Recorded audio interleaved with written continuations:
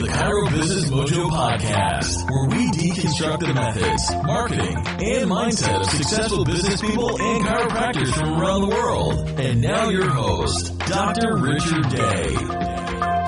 That's right. I am Dr. Richard Day, and this is the Chiro Business Mojo Podcast. Hey there. Thanks so much for stopping by. If you have not listened to the show before, I invite you to check out this episode and many others we have done. We've done over 100 episodes for you. And if you've been listening to me for a while, thank you so much for your continued support.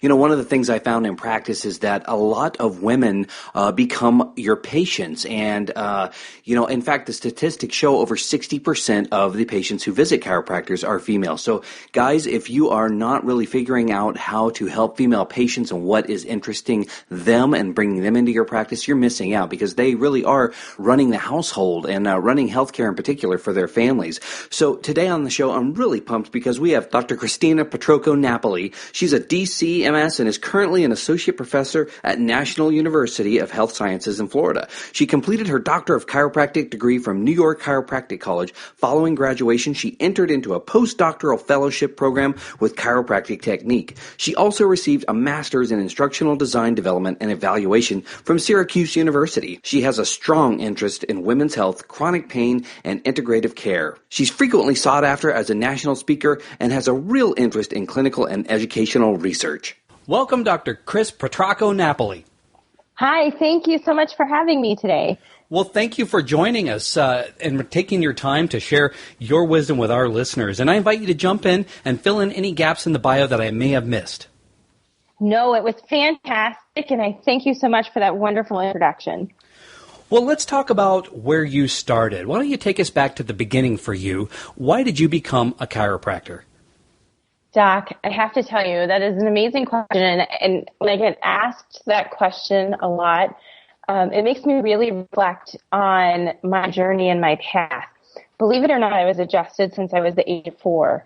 And a lot of times when we hear people say, I've been adjusted since I was little, it was because they had a family member or somebody else that they knew in close proximity that adjusted them and treated them. Well, my mom was in a car accident when I was young, and she would bring me along with her to get treated.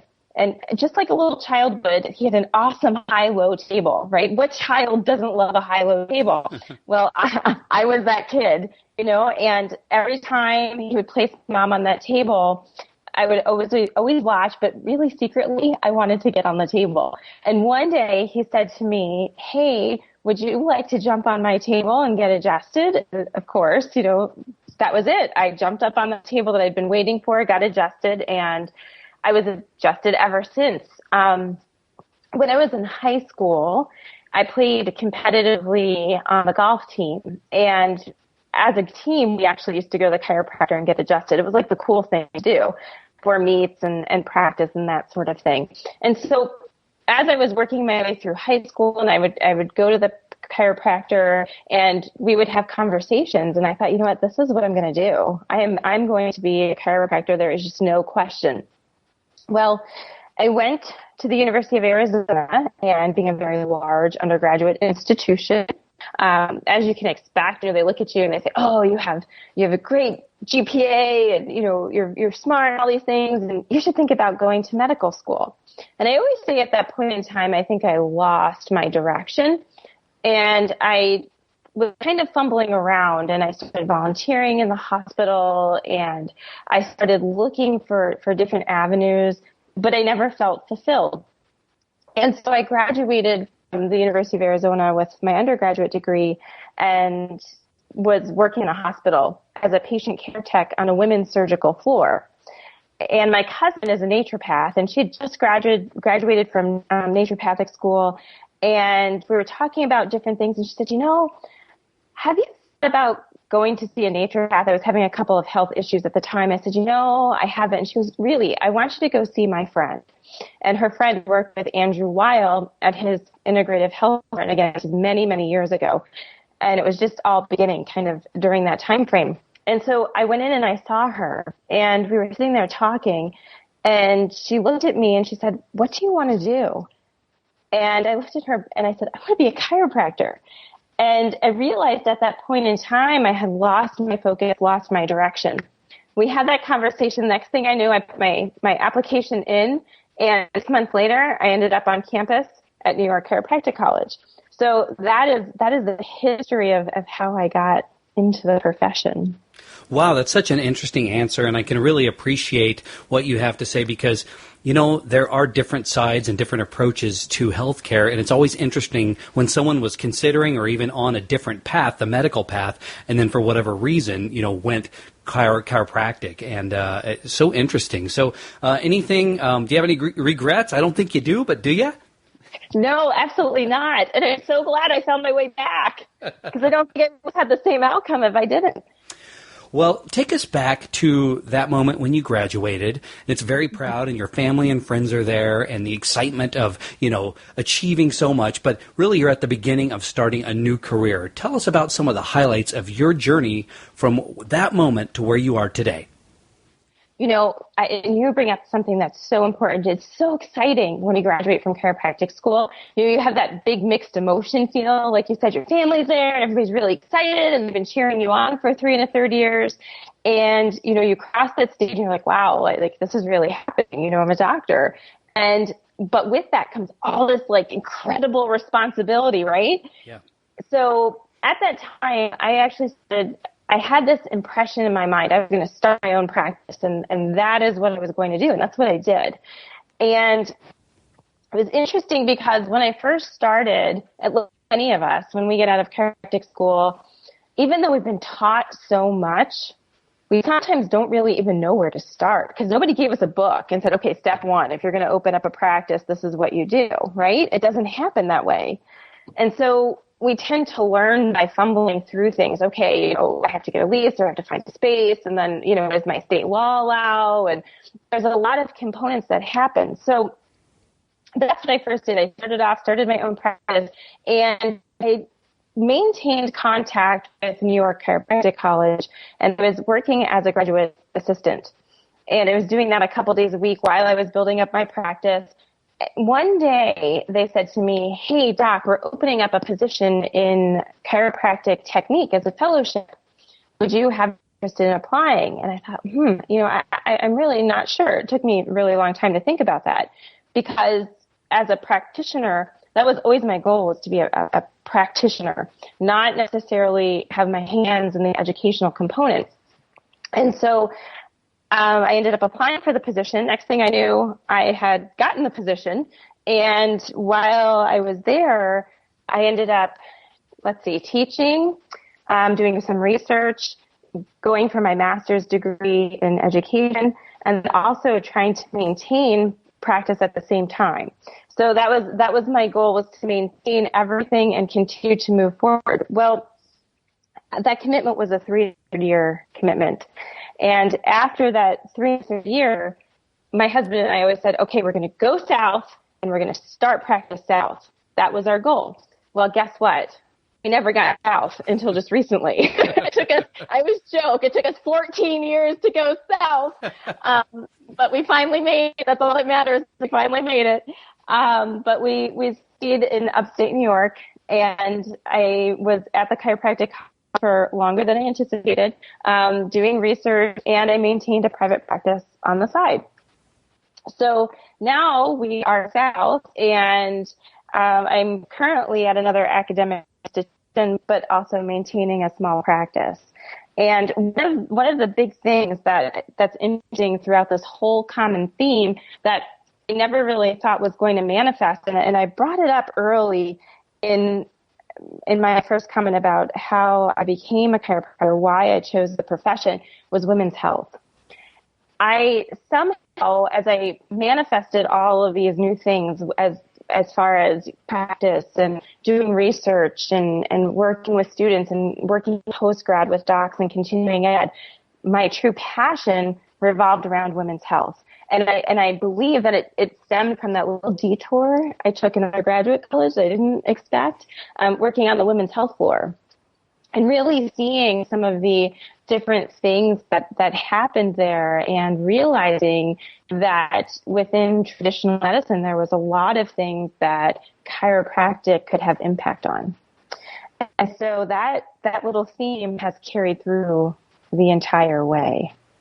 Well, I know from my years in practice that, I didn't learn this out of school necessarily, but just through treating the public, it didn't take me long to realize that really women were the keys to running the health of the household. They were the ones telling their husbands to stop complaining about their back and to get in. They were the ones bringing their kids in to get adjusted. And then, of course, women's health is unique and different than men's. So there was, it was in my best interest to get to know women's health and how to talk to them and get in their minds to better help them and to help their families. So what is your advice for how we can best address the needs of the female patient?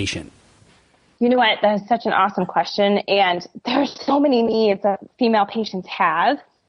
And you hit the hammer on the nail when you said, women are traditionally the caregivers or the individuals that help, I want to say, propel their faculty, propel their family members into our practices, because they're the ones that will suggest, hey, I just met this doctor, or I heard about this, or I had this experience. And I think that one of the things as providers that we have to remember with a female patient is that a lot of times things are multifactorial.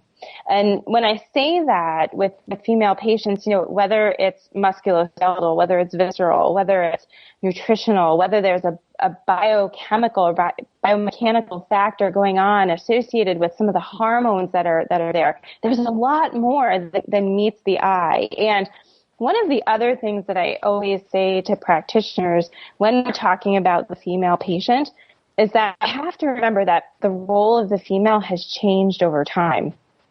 And females are doing a lot more than they have in the past. And when we actually look at the stats that are out there from the U.S. Labor Force, believe it or not, we have about 57% of women are out there in the labor force and are not at home working, which is a whole other conversation about responsibilities and tasks that happen within the home, whether you work outside or within. But women that actually are out in the labor force, 70% of those women in the labor force have children under the age of 18. So they have a lot on their plate. And so, again, really pulling in some of the factors that are happening, not from a health perspective, but also from a social perspective and stress perspective, have major impact on some of the conditions that we see with our female patients. Yeah, and I think that's good to keep in mind, too, when we're treating our patients, is to realize they are wearing a lot of hats, they are under stress, and maybe even looking at the stress impact on their lives, they may not even realize it when they come in the door for, neck pain or whatever it is they're coming in for. Absolutely, because why would they tell you? Because you're a chiropractor, you don't treat stress, right? So they don't always make that correlation. And I think sometimes it's our job to kind of probe at that a little bit and see what kind of impact it has. Well, what recommendations do you have for the male chiropractor? And what I mean by that is, as a female, if I'm a mom myself, I can go to a mommy trade show and have these discussions and, it's girl to girl and we get that. But I didn't have that in my practice. And luckily my wife was there practicing with me. And so she was there for some of that when I was treating and she treated as well. But any advice for the male chiropractor on how they can sort of think from a woman-centric perspective? And my husband is also a chiropractor, so this is a conversation we sometimes have as well. And one of the big things that I think is really important is not only just the conversation, but listening to her entire story. Because I believe that sometimes the female patients, that if we don't listen to the start and the end, we miss what's in the middle. And sometimes that's our meat of where the true root cause of their problems are stemming from. And again, when I said earlier, they're multifactorial. I believe that listening and dissecting some of that component will help us determine, what's really going on with their condition. If they're coming to us with a complaint, and, where can we as the practitioner dissect it? And perhaps if we really listen to the entire piece, we may pull out some of those multifactorial components.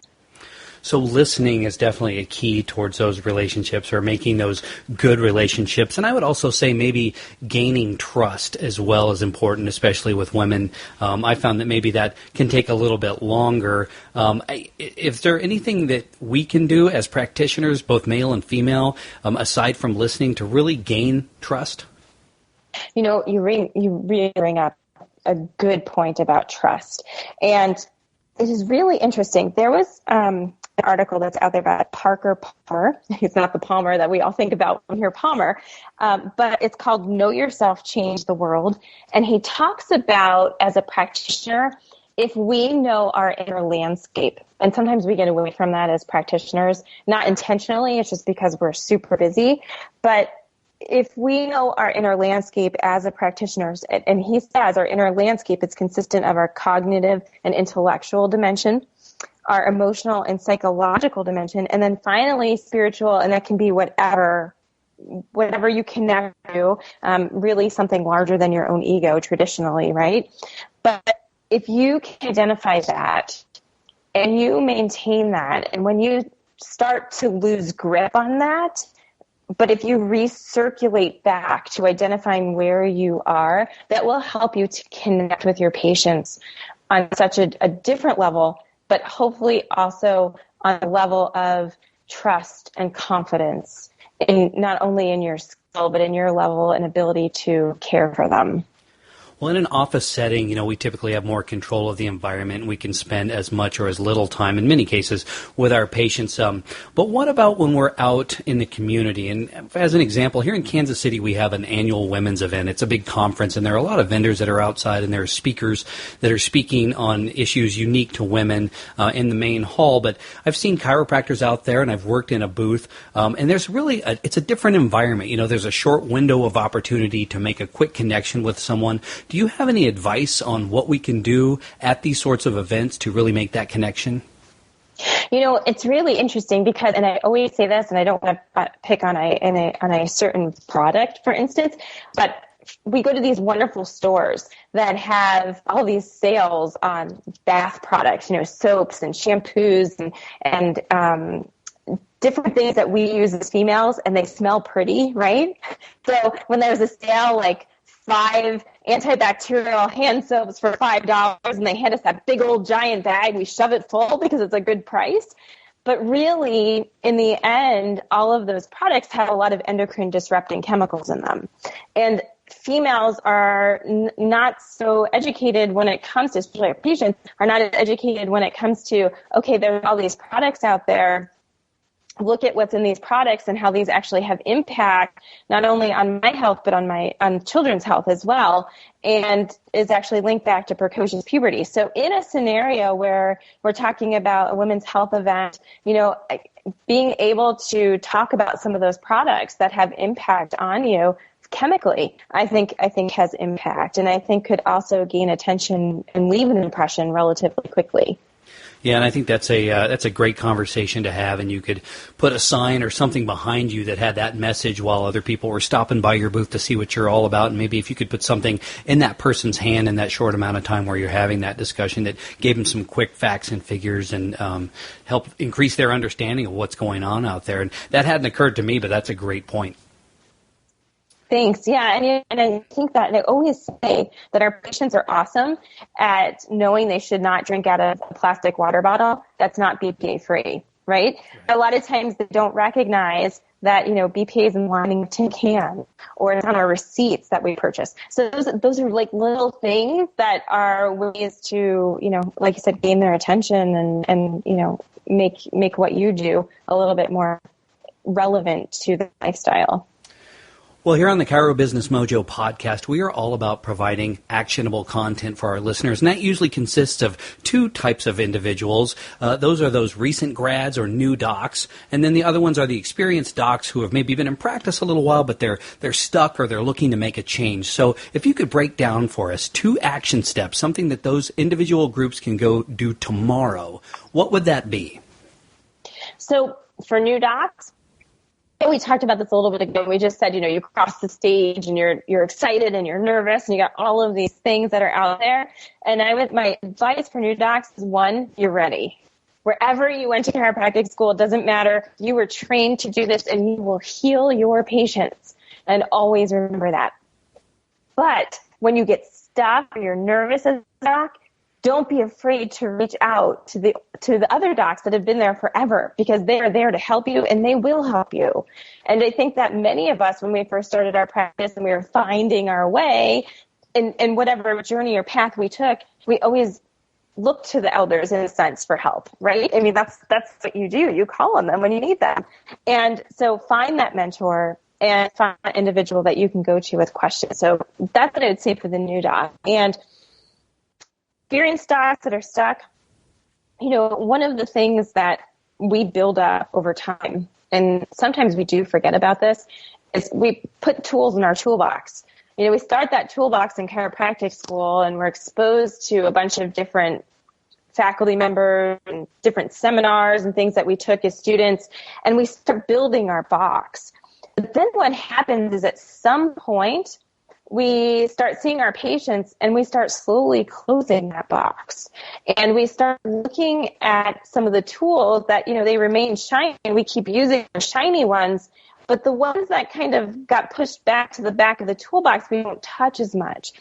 And so what I would say to those docs that are stuck is go dig deep into that toolbox and think about something that, or technique, a strategy, whatever it is that you haven't used in a while, and remember how well it worked in the past. Because I guarantee on some patients, it worked really well. And for whatever reason, you pushed it to the back of the toolbox. So use that to help you reinvigorate what you're doing with your patients and realign your patient-centered care. And the other thing is always go back to the Parker Palmer and really investigate yourself. Look at yourself and see where you are reflectively, and reconnect with yourself as a provider, as a person, on a personal level, because that helps as well. And use those reconnections to reinvigorate your practice and where you are as a practitioner. Well, let's take a step back from the specifics of being successful as a chiropractor, and let's look at the overall larger picture of being successful in life. We learn so much from our successes, but we tend to learn even more from our failures or challenges, the obstacles we overcome. So could you share with us something you've overcome in your life and the lessons you learned?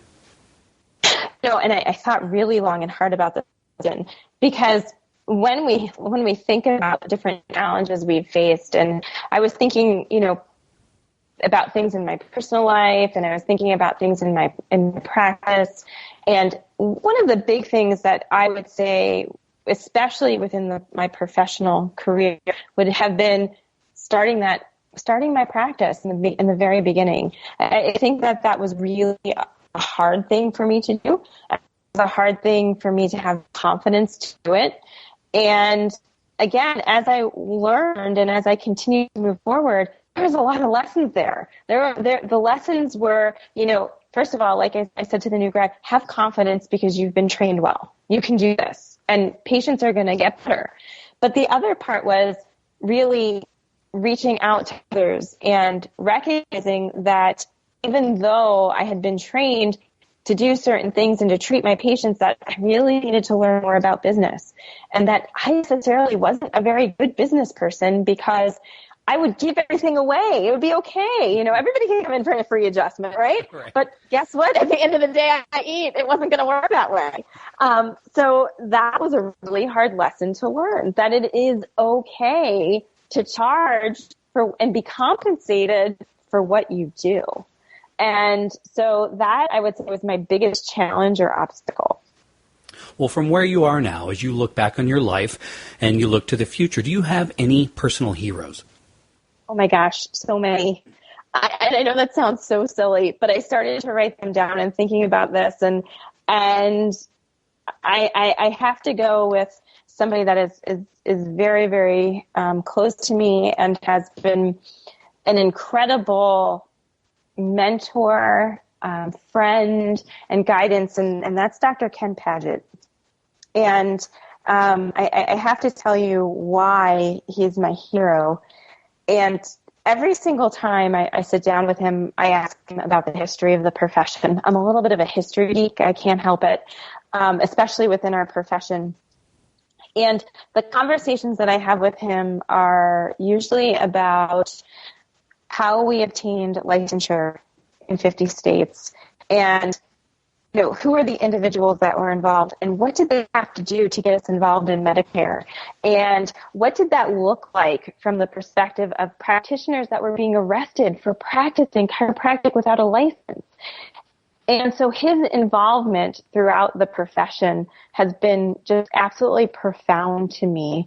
And I just absolutely look up to the individuals that did all of these amazing things for us to have the kind of practices and freedom that we have within our states to practice.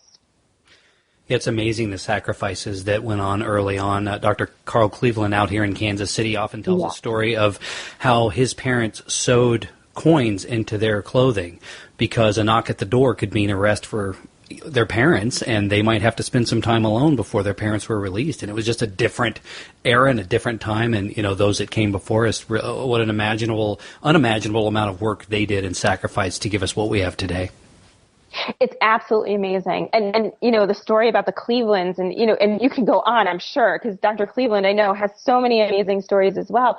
And these docs, what they experienced, we don't have to experience that today. We have other challenges, right? As a profession, we do as far as, scoping states and things that are going on. But the other challenge that they faced, and I look at it as they faced and they conquered it for us, right? Because now we have bigger challenges that we take on as a profession, and hopefully we will conquer those as well for the generation that falls behind.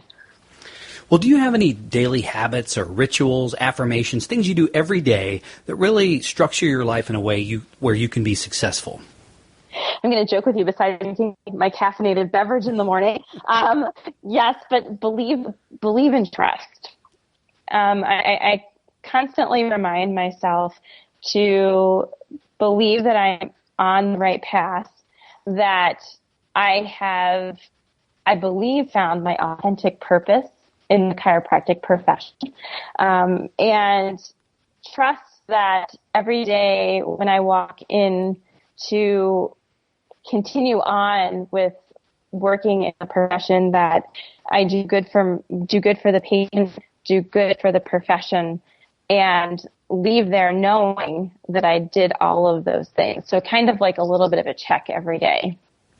Well, sadly, we are running out of time in this interview, but before we let you go, we do have a few final thoughts. Do you have a favorite book you would like to recommend to Mojo Nation? I do. I just finished reading the book, and so you may have just caught me at the right time with this one. But it's called The Book of Joy, Lasting Happiness in a Changing World, and it is by the Dalai Lama and Desmond Tutu.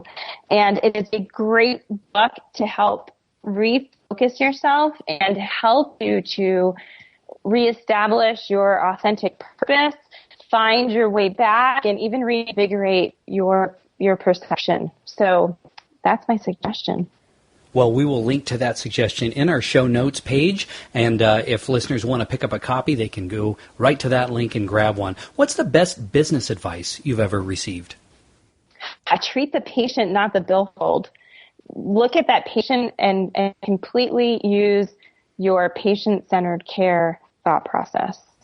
I love that. I agree with that wholeheartedly. I think if you do that and you treat people right the way they want to be treated or the way you want to be treated, that the money's going to follow. They're going to go tell other people about you. They're going to be excited about their care because it was all about them and their needs and what needed to happen for them. And it might be counter to what you might hear from other folks, but I'll tell you what, I think there's something real and solid, and any more these days, being authentic and true and honest with people means so much because, unfortunately, it seems to be a little rare.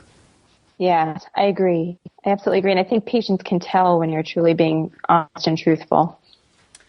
Well, Dr. Kris, what is the best place or the best ways for people to connect with you if they want to find out more about you and what you do? Sure. I frequently post on Twitter. So you can find me on Twitter at Dr. Kris PN. And also I have a professional Facebook page, which is Dr. Kristina Petrocco-Napuli. And I constantly post different articles and different topics up there related to women's health and also sometimes pediatrics, and with the hope that it can help providers in practice. Well, thank you so much for spending some of your time today with us and sharing so much of what you have to offer and what you do with our listeners. I think it's really going to help folks. Well, thank you so much for having me. I really appreciate it. It was a lot of fun. Thanks for listening to the Chiro Business Mojo podcast at www.chirobusinessmojo.com.